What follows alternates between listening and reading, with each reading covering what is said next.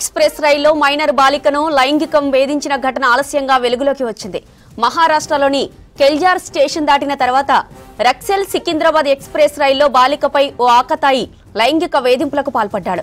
Train వాష్రూంలో minor బాలికను బంధించిన నిందితుడు లైంగికంగా వేధించాడు. వేధింపులను నిందితుడు సెల్ ఫోన్లో వీడియో తీశాడు. తర్వాత వదిలేయడంతో వేధింపుల విషయాన్ని బాలిక తల్లిదండ్రులకు చెప్పింది. ట్రైన్లో ఆకతాయిని పట్టుకున్న ప్రయాణికులు నిందితుడి సెల్ ఫోన్ను పరిశీలించగా వీడియోలు బయటపడ్డాయి. సికింద్రాబాద్ స్టేషన్ చేరుకోగానే బాధితురాలి తల్లిదండ్రులు రైల్వే పిఎస్లో కంప్లైంట్ చేశారు. వేధింపుల ఘటనపై పోక్సో సహా పలు సెక్షన్ల కింద కేసు నమోదు చేశారు రైల్వే పోలీసులు. ఇక ఇదే విషయానికి సంబంధించి మరిన్ని డీటెయిల్స్ అజయ్ లైవ్ లో అందిస్తారు. అజయ్, డీటెయిల్స్ ఏంటి?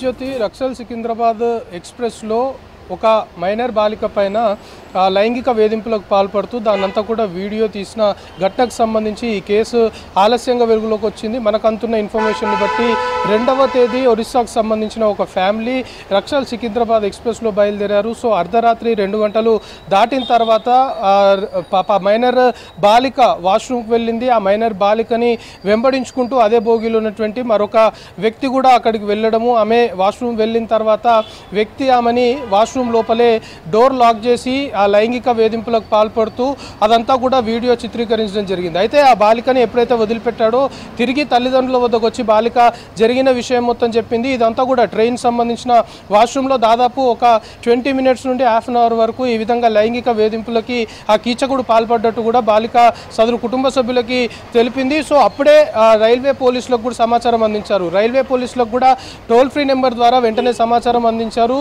ఇది కెల్జార్ రైల్వే స్టేషన్ చేరుకునే సమీపంలో ఈ ఘటన జరిగింది కాబట్టి వెంటనే రైల్వే పోలీసులు కూడా ఆ స్టేషన్ సంబంధించి అలర్ట్ అవ్వడము, అక్కడ ఆ కీచుకుని పట్టుకొని అతని మొబైల్ ఫోన్స్ పరిశీలించగా అందులో చాలా వరకు గతంలో కూడా ఇలాంటి యాక్టివిటీస్కి పాల్పడ్డట్టు కొంతమేరకు స్థానికులు కావచ్చు, ఆ రైల్లో ప్రయాణిస్తున్న వారు పోలీసులు కూడా గుర్తించారు. సో రైలు సికింద్రాబాద్ చేరిన తర్వాత సదరు బాలిక తండ్రి రైల్వే పోలీసులను ఆశ్రయించాడు. రైల్వే పోలీసులకి లిఖితపూర్వకంగా దీనిపైన కంప్లైంట్ ఇచ్చారు. సరిగ్గా వాళ్ళు బయలుదేరిన టైం అనుకోవచ్చు, లేకపోతే అర్ధరాత్రి 2 గంటలు దాటిన తర్వాత ఏ విధంగా కీచుకుడు ఎంఐ పైన ఈ తరహా లైంగిక వేధింపులు కావచ్చు, లైంగిక దాడికి యత్నించాడు అనే దానిపైన పూర్తి స్థాయిలో రిటర్న్ కంప్లైంట్ రైల్వే పోలీసులకు ఇచ్చాడు. మనకు అందుతున్న ఇన్ఫర్మేషన్ బట్టి ఆల్రెడీ పోలీసులు అతన్ని అదుపులోకి తీసుకున్నారు. అదుపులోకి తీసుకొని అతని మొబైల్ ఫోన్ సంబంధించి ఇంకా పాత వీడియోస్ అనుకోవచ్చు, లేకపోతే ఈ తరహా వీడియోస్ పైన పూర్తి స్థాయిలో కూడా ఆరా తీస్తున్న సిచ్యువేషన్. అయితే రైల్వే పోలీసులు మనకు అందుతున్న ఇన్ఫర్మేషన్ని బట్టి దీనిపైన ఆల్రెడీ రిటర్న్ కంప్లైంట్ అందింది. అందులోనూ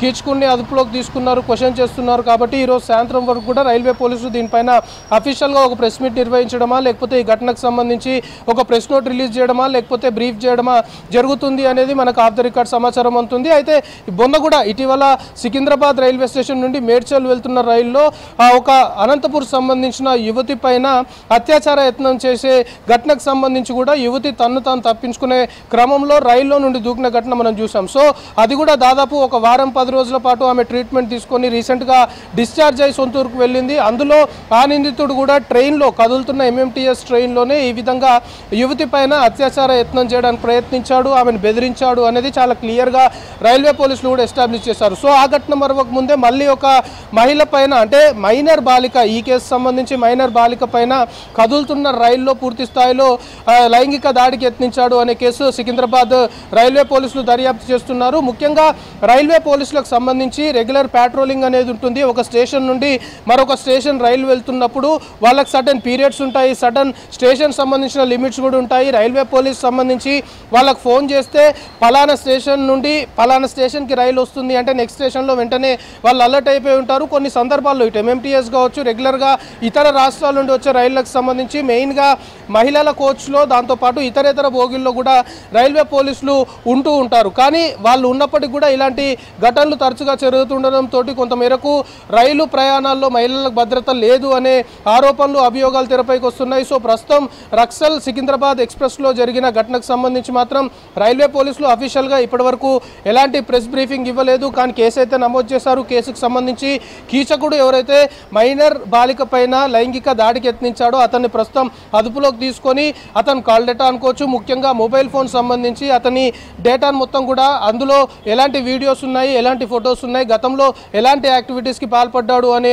కోణంలో మొత్తం పరిశీలించడంతో పాటు అతన్ని క్వశ్చన్ చేస్తున్నారు. ముఖ్యంగా ఈ యొక్క వ్యక్తికి సంబంధించి ఇలాంటి వాళ్ళు ఇంకెంతమంది ఉన్నారు, ఎందుకంటే వరుసగా ఇలాంటి ఘటనలు ఇటు తెలుగు రాష్ట్రాలతో పాటు ఇతర ప్రాంతాల్లో కూడా రైళ్లలో జరుగుతున్నాయి. కాబట్టి వీళ్ళంతా ఒక టీమ్గా వచ్చి డివైడ్ అయిపోయి ఈ విధంగా మహిళలపైన అఘాయిత్యాలు, లైంగిక దాడులు చేయడానికి ప్రయత్నాలు చేస్తున్నారా అనే కోణంలో కూడా పోలీసులు క్వశ్చన్ చేస్తున్నారు. ప్రస్తుతం కీచుకుండా అయితే మనకు అందుతున్న ఇన్ఫర్మేషన్ని బట్టి రైల్వే పోలీసులు అదుపులోకి తీసుకొని ఈ ఘటనకు సంబంధించి పూర్తి స్థాయిలో కూడా క్వశ్చన్ చేస్తున్నట్లయితే మనకు ఇన్ఫర్మేషన్ అందుతుంది.